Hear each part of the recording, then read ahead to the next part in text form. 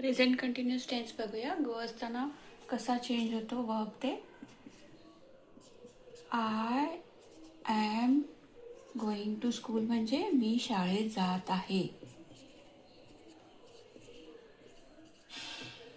तो शाळेत जात आहे कसं लिहिणार?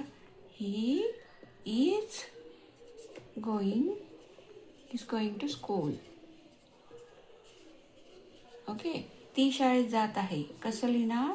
She is going to school. ठीक आहे. एक वचन असताना इज वापरायचं, आय असेल त्यावेळी ॲन वापरायचं. ओके.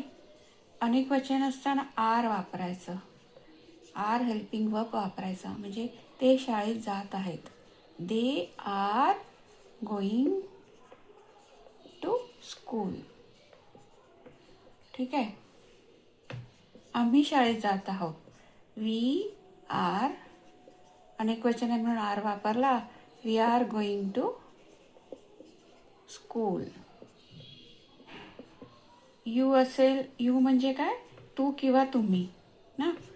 मग त्यावेळी पण आपल्याला आरच वापरायचं आहे, helping verb. You are going to school म्हणजे तुम्ही शाळेत जात आहात किंवा तू शाळेत जात आहेस, प्रेझेंट कंटिन्यूअस टेन्समध्ये. ठीक आहे.